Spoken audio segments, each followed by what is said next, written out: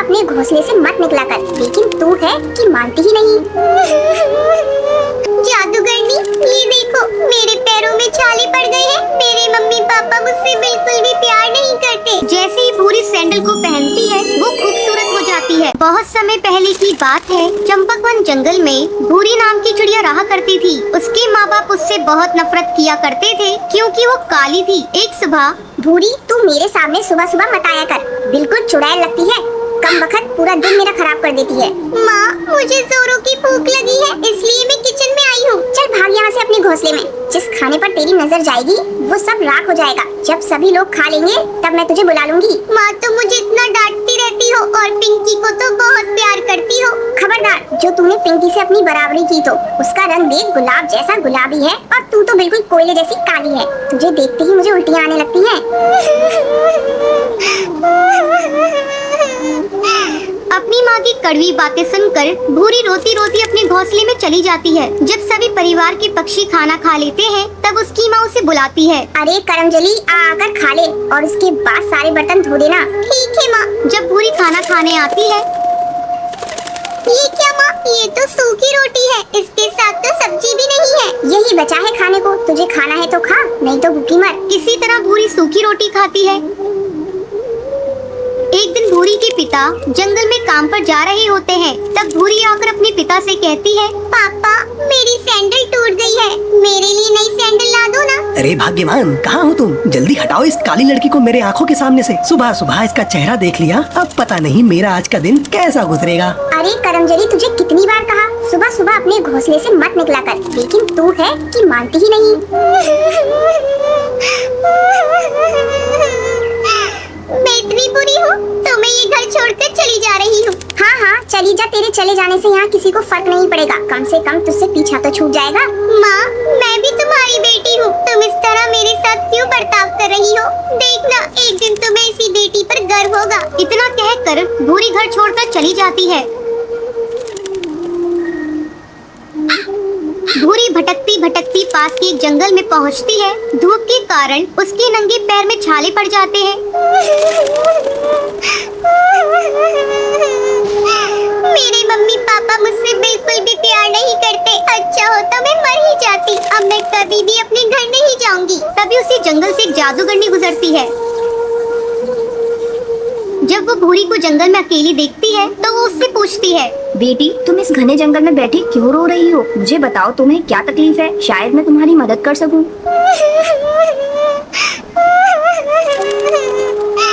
जादूगरनी, ये देखो मेरे पैरों में छाले पड़ गए हैं। मेरे मम्मी पापा मुझसे बिल्कुल भी प्यार नहीं करते, इसलिए मैं अपना घर छोड़कर यहाँ आई हूँ। ये सब मेरे काले रंग से नफरत करते हैं। बेटी तुम चिंता मत करो, मैं तुम्हें एक जादुई सैंडल देती हूँ जिसे पहनते ही तुम बहुत ही खूबसूरत हो जाओगी। फिर वो जादूगरनी भूरी को एक सैंडल देती है। बेटी ये सैंडल इसे पहन लो और अपने घर वापस चली जाओ। जैसे ही भूरी सैंडल को पहनती है वो खूबसूरत हो जाती है।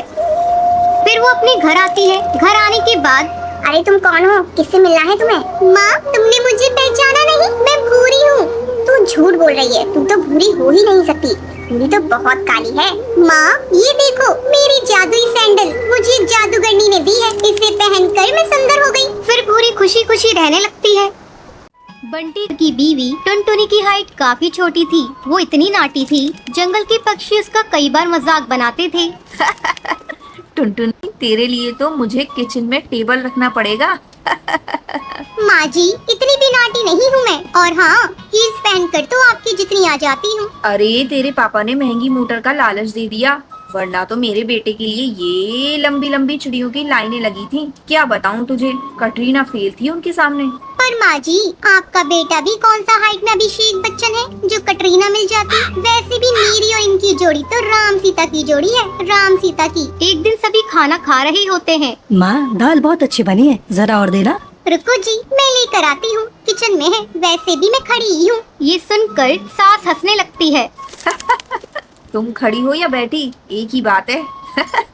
बस कीजिए जी, अभी हील्स नहीं पहनी है मैंने, वैसे भी हील्स पहनती हूँ तो आपके बराबर लगती हूँ। एक दिन टुनटुनी सब्जी लेने बाहर निकलती है तो पड़ोसन कहती है, देखो देखो कितनी नाटी है, रंग तो दिखने में ठीक ठाक था, हाइट भी ठीक ठाक थी, फिर क्या जरूरत थी ऐसी नाटी बहू लाने की। दहेज बहन दहेज, अंधे हो गए थे पैसों के पीछे, अब करे जग हंसाई।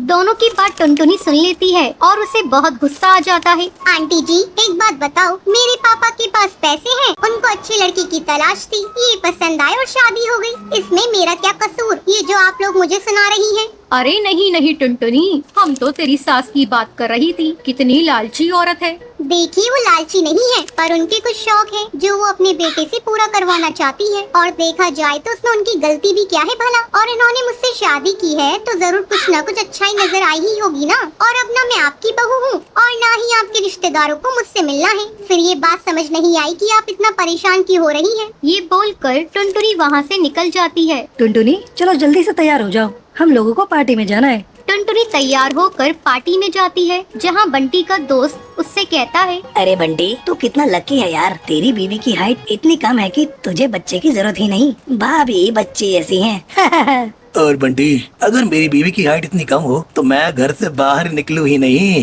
कहीं फुदक के कहीं चली गई तो लेने के देने पड़ जाएंगे। सभी टुनटुनी पर हंसने लगते हैं। तभी पार्टी की जगह पर आग लग जाती है। अरे भागो यहाँ से, जल्दी भागो। अरे लेकिन बाहर के दरवाजे पर ही आग है, हम बाहर निकलेंगे तो निकलेंगे कैसे, कोई रास्ता भी नहीं है। अरे रास्ता है ना, अगर कोई सामने वाली खिड़की से बाहर निकल जाए तो सब निकल सकते हैं। तभी टुनटुनी छोटी सी खिड़की से बाहर निकल जाती है और आग बुझा देती है। अरे वाह, भाभी जी ने तो हम सबको बचा लिया। वाह भाई वाह, बीवी हो तो ऐसी, अपने पति ही नहीं यहाँ मौजूद सभी की जान बचा ली है। भाई बंटी माफ कर देना, तेरी बीवी तो सच में कमाल है। मुझे ये बात पता है और मुझे मेरी बीवी पर गर्व है। टुनटुनी मुस्कुराकर अपनी पति की तरफ देखती है। कुछ दिनों बाद टुनटुनी और उसकी सास मार्केट जाती है। वहाँ पर अरे भैया ये कपड़े देना कितने का पड़ेगा? माता जी ये तो बहुत महंगा कपड़ा है, लेकिन अब बस 2 मीटर बचा है, मेरे तो किसी काम का है नहीं, आप बस इसके 100 रुपए दे दो। अरे भैया तो मैं क्या करूँगी इस टुकड़े का, लेकिन वैसे है बड़ा ही सुंदर। तभी टुनटुनी बोल पड़ती है, इसमें तो मेरी पूरी ड्रेस सिल जाएगी। ये कहकर वो कपड़ा ले लेती है। अगले दिन टुनटुनी वो ड्रेस पहनकर सास के सामने आती है।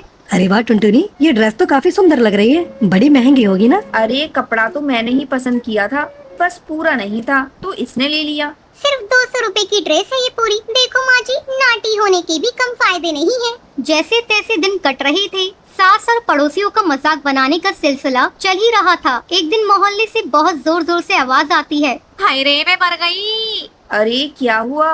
देखते हैं तो सभी गड्ढे के सामने भीड़ लगाकर खड़े होते हैं। मेरा बेटा इस गड्ढे में गिर गया।